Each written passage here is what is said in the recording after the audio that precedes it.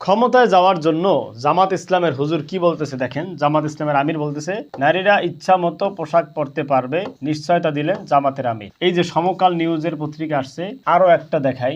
এই বিষয়টাকে কেন্দ্র করে জামাতের আমির সাহেব এবং এই যে দীপ্তি চৌধুরী নামক এক সাংবাদিকের সাথে ম্যাচিং করে একটা নির্লজ্জ এডিটিং, একটা অপমানজনক এডিটিং করা হয়েছে এই টাইটেল এবং এই সংবাদের উপর ভিত্তি করে। আমি যদি আপনাদেরকে দেখাই আরো একটা ভিডিও, এগুলো কারা করছে, বিশেষ করে তাহিরের এই বক্তব্যটা আপনারা শুনুন।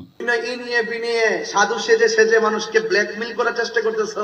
একজন লোক বলতেছে পর্দা করা আমরা বাধ্যবাধকতা করব। দেখছেন নি ক্ষমতা যাইবার লেগে কত ডালে কথা কয়, এই জন্য ইমোশনাল ব্ল্যাকমেইল করতেছে। আমরা মনে করি পর্দা আল্লাহর বিধান, পর্দা করতে হবে, নামাজও পড়তে হবে।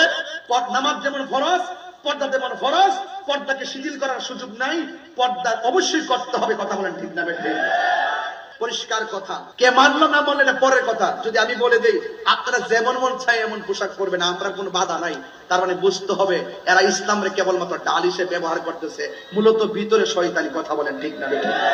আপনারা শুনলেন এই যে তাহেরি হুজুর আমিরে জামাত ডক্টর শফিকুর রহমান সাহেবের উপর কিভাবে বিদ্বেষমূলক বক্তৃতা দিতেছে। আমি তাহেরি হুজুরকে বলতে চাই, আপনি কি আমিরে জামাতের সম্পূর্ণ বক্তব্যটি শুনেছেন? পাশাপাশি আমি প্রশাসনের দৃষ্টি আকর্ষণ করতেছি, যারা এই এডিটিংটা করেছে অবশ্যই তাদেরকে আইনের আওতায় আনতে হবে, নচেত এদেশে কোনো সম্মানী মানুষ জন্ম নেবে না, কোনো সম্মানিত মানুষ সম্মান পাবে না, ইজ্জত পাবে না। এবার আসুন আমি বাস্তব কথায় আসি। আমিরে জামাত মূলত কি বলেছেন? আমি তার বক্তব্য একবার নয় দুইবার শুনেছি। সেখানে তিনি দুইটা বিষয় খুব গুরুত্বের সাথে উল্লেখ করেছেন। তাকে প্রশ্ন করা হয়েছিল যে মহিলাদের পর্দার ব্যাপারে, বোরকা পরার ব্যাপারে জামাত ইসলামের বিধান, জামাত ইসলামের চিন্তা ভাবনা কি। আমিরে জামাত স্পষ্ট করে বলেছেন পর্দা হচ্ছে সম্মানের পোশাক, ইজ্জতের পোশাক, আত্মমর্যাদার পোশাক। সুতরাং আমাদের মা বোনদেরকে আমরা পর্দার ব্যাপারে উৎসাহিত করব, উদ্বুদ্ধ করব, আমরা তাদেরকে জোর করে পর্দা চাপিয়ে দিব না। প্রিয় দর্শক, আপনি যদি আমিরে জামাতের জায়গায় থাকতেন, ডক্টর শফিকুর রহমানের জায়গায় যদি আপনি থাকতেন, আপনি কি বলতেন? অবশ্যই এই কথাই আপনি বলতেন।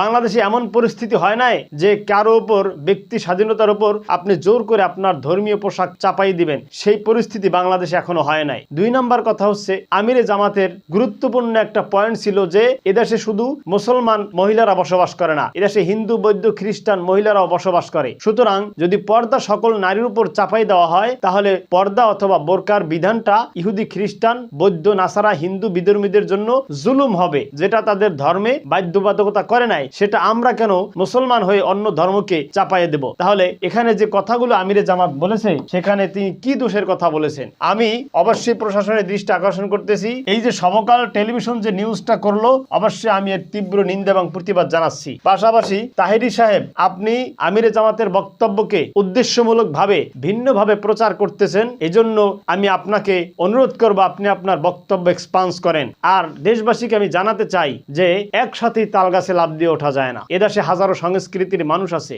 আপনার কি মনে হয় বাংলাদেশের সব মানুষ মুসলমান বলেই কি তারা ইসলামী হুকুমত চায়? ইসলামী হুকুমত একদিনও হবে না। মানুষকে আগে বোঝাতে হবে, মানুষের মেন্টালিটি, সেন্টিমেন্ট সেভাবে তৈরি করতে হবে। তারপর আস্তে আস্তে মানুষ বুঝের মাধ্যমে যখন অধিকাংশ মানুষ ইসলামী বিধিবিধানের প্রতি শ্রদ্ধাশীল হবে, উপকারিতা বুঝতে পারবে, তখন তাদের বাধ্য করা লাগবে না। তারা স্বেচ্ছায় নিজেদের আত্মমর্যাদার পোশাক, সম্মানের পোশাক নিজেরাই গ্রহণ করবে, আনন্দ চিত্তে গ্রহণ করবে। এ কথাই আমিরে জামাত বলেছেন। সুতরাং তিনি ভুল কিছু বলেন নাই। ক্ষমতায় যাওয়ার জন্য তিনি ইসলামকে অপব্যবহারও করেন নাই এই বক্তব্যে বলে, ক্ষমতায় যাওয়ার জন্য ইসলামকে তিনি অপব্যবহারও করেন নাই বলে আমি মনে করি। আল্লাহ রাব্বুল আলামিন আমাদের প্রত্যেককে সহিহ বুঝ দান করুন। আমিন।